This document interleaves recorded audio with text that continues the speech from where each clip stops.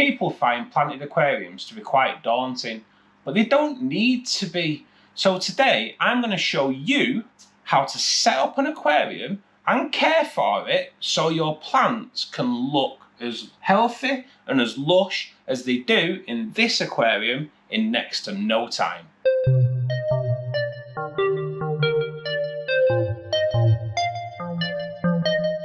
If you want your planted aquarium to be successful, then for me, you start with the best base layer you possibly can, and that is done with a good quality aqua soil.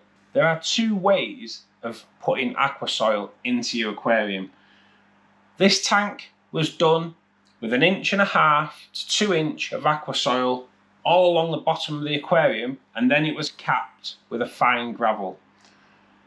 The only problem is, if you look at this tank now, you can actually see black bits, and this is where I've removed plants over time and the roots of the plants have pulled the aqua soil up to the surface.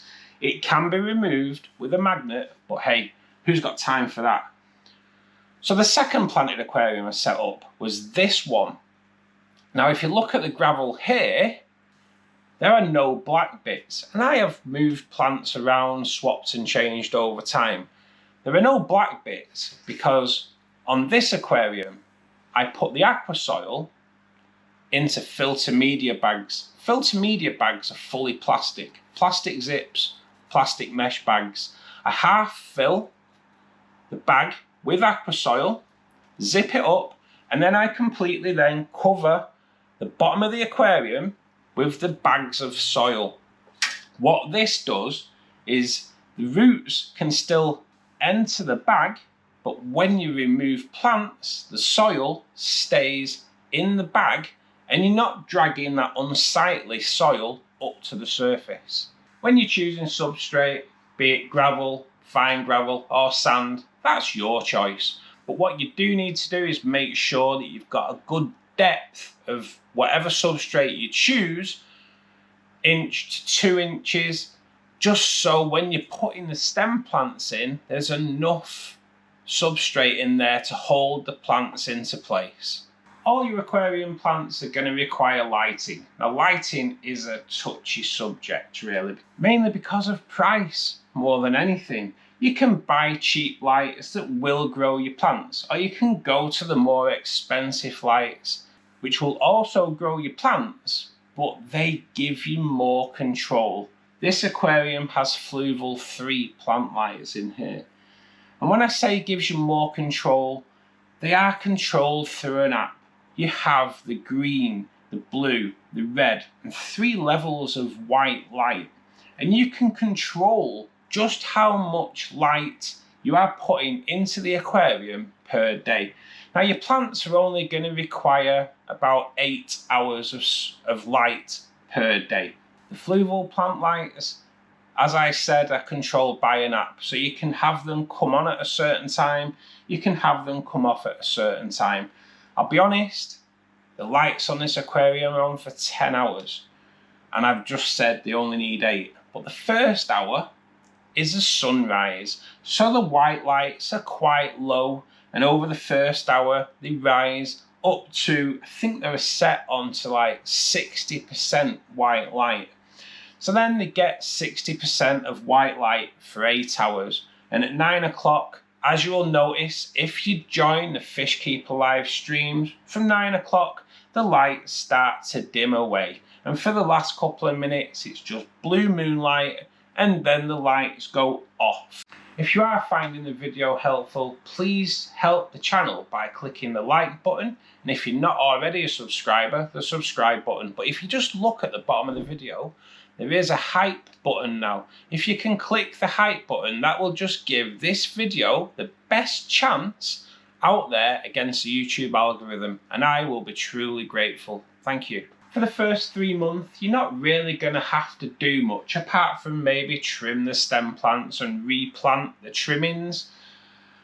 But regarding fertilizer, first 3 months, you're going to be fine. But once you hit 3 months, you're going to have to take a look at fertilizing the water column. There are many different liquid fertilizers available to us in the hobby. I am currently using APT3 on this aquarium. It is a complete fertilizer, so it gives the plants all the nutrients that are required. Once, twice a week, I do also add iron. Iron will help the red plants become more redder. The leaves of the plants will absorb those nutrients. But you also need to feed the roots. The roots will now be finding the way through the soil, and they will be feeding on the nutrients that are in the aqua soil. But you do need to start using root tabs. Now this aquarium, I normally put about 5 root tabs into this aquarium every 3 months. But what I do is remember where I placed the root tabs last time. So if I place a root tab here, here, here, here, and maybe a couple round the back, the next time I use root tabs, they will go here, here, here, and round the back in a different position. What this does is just spread the nutrients around the aquarium. Never root tab the same place. That's one tip that I would like to share with you today regarding root tabs. The root tabs I use, I'm currently using Seachem root tabs. I do like them. I've always used Tropica, and I don't have a problem with the Tropica root tabs either. But Seachem ones, when you open the packet, they have that smell about them, that smell of fertilizer, and as soon as I opened the packet and got that smell, I knew that they were the root tabs for me. If you can get into the practice of putting an hour a week away per aquarium for maintenance, then you're going to be successful. Go through each plant, removing any leaves that have got perforations, just clip them off, throw them away. If you get to your Java fern, any of those little plantlets that are forming on the leaves, if you can just take them away, tuck them down with the rhizome of the original plant, and over time you're going to end up with this amazing bushy Java fern plant. With epiphytes like Anubias, if you can see any leaves that are showing again perforations or looking a little bit tatty, just trim those leaves as near to the rhizome as possible and dispose of them in a responsible way. Then we need to take a look at water changes. Some people agree with water changes, some people don't. For me, for a planted aquarium that you're using fertilizer in, water changes are a must.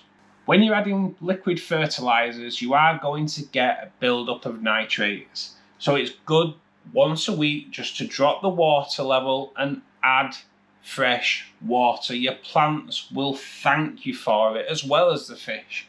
What this will do will also replace nutrients that are in the water that the plants will thrive on. Throughout this video, you will have seen the amazingly beautiful Bosemani rainbow fish. And I'm often asked, how do I keep those Bosemani looking so healthy and so colourful? If you would like to add Bosemani rainbow fish to your planted aquarium and keep them looking so beautiful, then I suggest you watch this video next. I'll see you there. Until then, take care.